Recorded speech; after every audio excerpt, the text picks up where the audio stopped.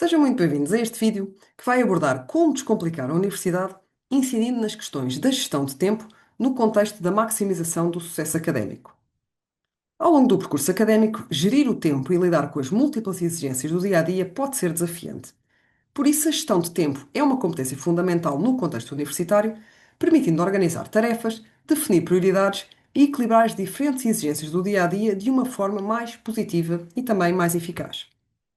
E é importante começarmos por referir e por refletir que, de facto, o cotidiano académico é marcado por diferentes desafios. E estes não se limitam apenas às exigências académicas, como os trabalhos e as avaliações, mas incluem também desafios socioculturais relacionados com a adaptação a novos contextos e também a novos relacionamentos, e ainda questões familiares e financeiras que podem efetivamente influenciar a disponibilidade e o foco dos estudantes. Perante estas múltiplas exigências, o grande desafio passa por conseguir encontrar um equilíbrio entre as várias esferas da vida estudantil, gerindo o tempo de forma a responder a todas elas, mas sem comprometer o bem-estar e o desempenho académico. Então pensamos, como é que podemos encontrar este equilíbrio? Uma boa parte desta resposta prende-se com o saber gerir o tempo. E para fazer esta gestão de forma eficaz, é importante considerarmos três pilares fundamentais: o planeamento, a organização e a produtividade. E estes elementos estão interligados e permitem estruturar melhor as tarefas, definir prioridades e otimizar a utilização do tempo ao longo do dia. Dando início ao planeamento, um dos primeiros passos é a definição de objetivos claros.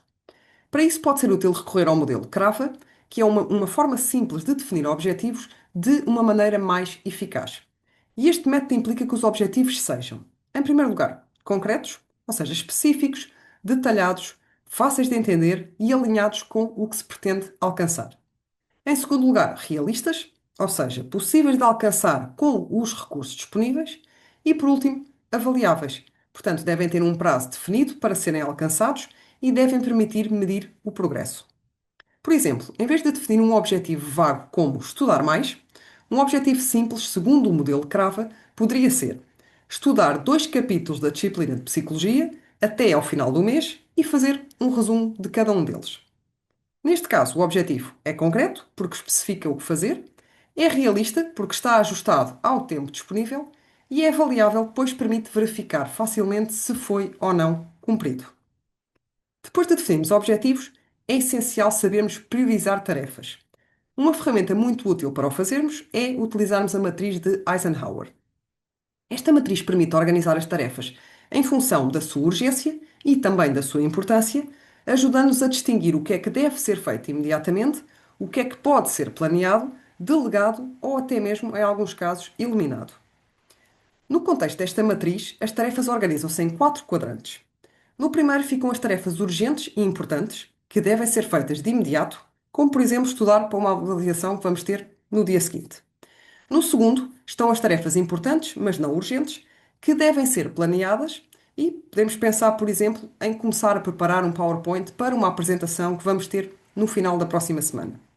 No terceiro quadrante encontram-se as tarefas urgentes, mas menos importantes, que não necessitam necessariamente de ser realizadas pelo estudante e que podem ser delegadas. Por fim, no quarto quadrante estão as tarefas que não são nem urgentes nem importantes. Estas devem ser evitadas ou, idealmente, eliminadas, e aqui enquadram-se questões relacionadas com distrações ou atividades que não contribuem para os objetivos académicos. Uma coisa muito importante: devemos evitar estar constantemente no quadrante de fazer agora, ou seja, aquele quadrante de máxima urgência e máxima importância. É fundamental termos a capacidade de agendar, de planear com tempo as nossas tarefas, de forma a não estarmos sempre nesta urgência, nesta sensação de que é tudo urgente e importante. Ao aplicarmos esta lógica, torna-se mais fácil gerirmos o tempo de uma forma mais eficiente, focando a nossa atenção no que realmente é prioritário e evitando a sobrecarga. Depois de definir objetivos e priorizar tarefas, é fundamental estabelecermos um plano de ação. Para isso, pode ser útil o modelo PLEA, que envolve 3 etapas: planificar, executar e avaliar. Olhando um bocadinho mais em pormenor para cada uma delas.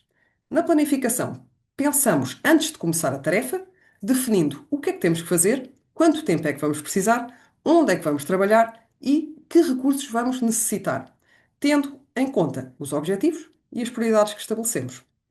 Na execução, acompanhamos o processo enquanto trabalhamos, verificando se estamos a cumprir o plano, se surgem dúvidas ou se é necessário ajustar estratégias ou até mesmo fazer pausas.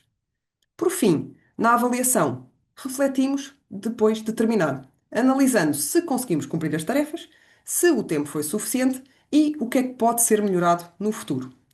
Então, este processo ajuda-nos a estruturar o estudo de forma mais consciente, promovendo maior eficácia e autonomia na gestão do nosso tempo.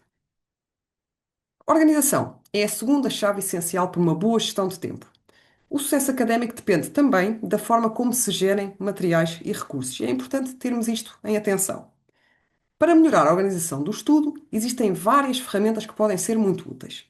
As agendas em papel e os calendários digitais, como o Google Calendar ou o Outlook, permitem registar horários fixos e também horários variáveis, identificar o tempo disponível e até reservar blocos de tempo para o estudo e também para uma coisa muito importante que não nos podemos esquecer, que é o autocuidado.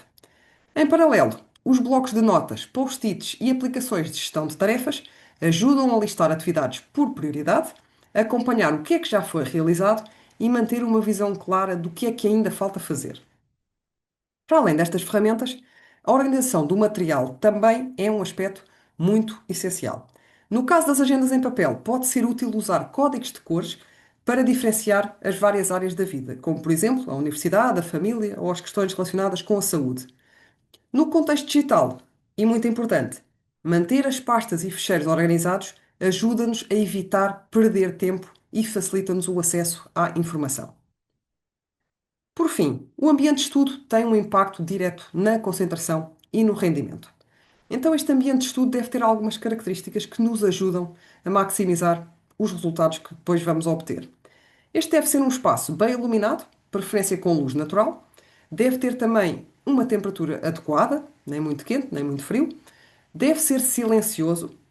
Deve ser organizado e livre de distrações. E também confortável e motivador para favorecer o foco e a produtividade. Para além do planeamento e da organização, a produtividade é uma componente essencial da gestão de tempo e um fator importante a nível do sucesso académico. E nós podemos avaliar a nossa produtividade pela capacidade de cumprir os planos definidos, mas também é fundamental reconhecer as principais barreiras que podem comprometer um estudo eficaz. Entre essas barreiras encontram-se o uso excessivo do telemóvel e das redes sociais, a falta de organização e de objetivos claros, o multitasking e também as questões relacionadas com as distrações. Também os fatores pessoais, como maus hábitos de sono, alimentação, ansiedade e stress, podem afetar a concentração e o rendimento. A procrastinação é outro desafio frequente, podendo ser combatida através de estratégias simples, como começar pelas tarefas mais fáceis ou mais rápidas, ou por aquelas que mais gostamos. E por fim, também influenciam a produtividade um ambiente de estudo inadequado, tal como falámos no slide anterior. As dificuldades nos conteúdos sem procura de apoio e o desconhecimento de estratégias de estudo eficazes. Então pensem que reconhecer estas barreiras é o primeiro passo para as ultrapassar e para melhorar a nossa gestão de tempo. E ainda sobre a questão da gestão de tempo. É importante refletirmos sobre a forma como estamos a aplicar estas estratégias no nosso dia a dia e pensarmos: será que estamos de facto a gerir o nosso tempo de forma eficiente? Partindo desta reflexão, faz sentido avançarmos para um outro aspecto essencial do percurso académico, que são os métodos e hábitos de estudo que complementam a gestão do tempo e influenciam o sucesso académico. As técnicas de estudo podem ser agrupadas em três grandes tipos. Temos as técnicas motivacionais, que estão relacionadas com a manutenção do envolvimento e do compromisso com a aprendizagem, através de estratégias como a definição de metas, o reforço positivo e a recompensa pelo cumprimento de objetivos. Temos as técnicas metacognitivas, que dizem respeito à capacidade de tomar consciência e controlar o próprio processo de aprendizagem, incluindo o planeamento, a monitorização e a regulação do estudo, permitindo ajustar estratégias ao longo do tempo. E as estratégias cognitivas são das mais eficazes para a aprendizagem e incluem a prática da recuperação, a prática espaçada, intercalada e a prática de elaboração. Então, olhando um bocadinho mais em pormenor para cada uma delas. A prática da recuperação é uma estratégia de estudo que recorre à autoavaliação para uma aprendizagem mais eficaz. Deste modo, os estudantes devem testar e reproduzir o que procuram aprender através de três passos: estudar, testarem-se eles próprios e verificar. A prática espaçada consiste numa estratégia de estudo que recorre ao intervalo de espaçamento para uma aprendizagem mais eficaz. Ou seja, quanto mais tempo se pretende prolongar uma aprendizagem, maior deverá ser o espaçamento entre os momentos de estudo. Esta prática requer organização, estudar pela ordem certa e também descansar. A prática intercalada consiste em alternar os diferentes conteúdos. Ou seja, o estudante deve organizar o estudo de modo a que evite a apresentação consecutiva dos mesmos conteúdos. Deve assim realizar uma autoavaliação do que já sabe e domina e intercalar os conceitos e matérias que pretende aprofundar. Por fim, a prática da elaboração consiste em explicar e descrever ideias de forma pormenorizada através da relação entre o que está a ser aprendido e experiências pessoais. E existem várias técnicas de estudo que podem ajudar a melhorar a aprendizagem e também a gestão de tempo. De forma simples, podemos destacar quatro métodos principais. O sistema Leitner, que é um método de estudo baseado em flashcards e repetição espaçada, que ajuda a memorizar e consolidar a informação de forma mais eficaz. Tentando simplificar, o estudante cria cartões com perguntas e respostas e organiza-os em três caixas, consoante o nível de conhecimento. Ou seja, os conteúdos mais difíceis ficam na caixa um, os intermédios na caixa 2 e aqueles que dominamos mais na caixa 3. Os cartões são revistos com diferentes frequências, mais frequentemente os da caixa um e menos frequentemente os da caixa 3, e vão sendo movidos entre caixas conforme as respostas certas ou erradas. No fundo, este sistema ajuda a focar nos conteúdos mais difíceis, melhorar a retenção e organizar o estudo de forma mais estruturada. A técnica de Feynman baseia-se em explicar o conteúdo de forma simples, como se estivéssemos a ensinar alguém que não sabe nada sobre o tema. Ao fazermos isto, conseguimos identificar o que é que ainda não sabemos bem, rever a matéria e melhorar a nossa compreensão. O método PQ4R é uma estratégia de estudo que ajuda a compreender e reter melhor a informação dos textos. O nome deste método é um acrónimo que representa os seis passos presentes neste método: prever, questionar, ler, recitar, refletir e rever. E agora, tentando simplificar. Primeiro, o estudante faz uma leitura rápida para ter uma ideia geral do conteúdo. Depois, transforma os títulos e subtítulos em perguntas, criando objetivos para a leitura. Segue-se a leitura atenta do texto para responder a essas questões. Depois, na fase de recitar, o estudante resume ou escreve o que aprendeu. A seguir, reflete sobre o conteúdo relacionando com conhecimentos anteriores.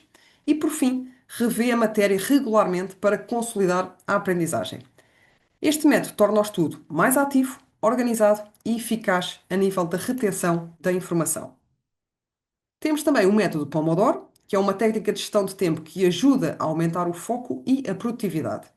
Em que é que consiste este método? Primeiro escolhemos uma tarefa e depois vamos trabalhar nessa tarefa durante 25 minutos seguidos, utilizando um cronómetro. No final desse período, faz-se uma pausa, 5 minutos, e depois repete-se este ciclo 4 vezes, ou seja, 4 blocos de 25 minutos. E no final realiza-se uma pausa maior de cerca de 30 minutos. Com esta técnica, e ao dividirmos o estudo em blocos de tempo, acabamos por reduzir as distrações, melhorar a concentração e ajuda-nos a organizar melhor o trabalho e o estudo ao longo do dia. Agora, em forma de resumo, é fundamental organizarmos o tempo e o estudo de forma a evitar a acumulação de tarefas e também conseguirmos reduzir situações de stress. Portanto, antes do estudo, é importante assistirmos às aulas, planearmos o estudo e gerirmos bem o tempo que temos disponível.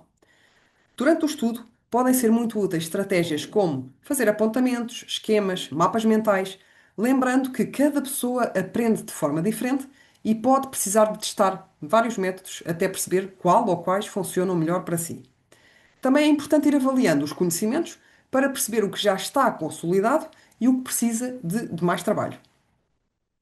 Depois do estudo, entram fatores como a motivação, disciplina, perseverança, que ajudam a manter a consistência e a melhorar os resultados ao longo do tempo. Então lembrem-se, no fundo, mais do que estudar muito, o importante é estudar de forma estruturada e equilibrada para alcançar os objetivos sem comprometer o nosso bem-estar.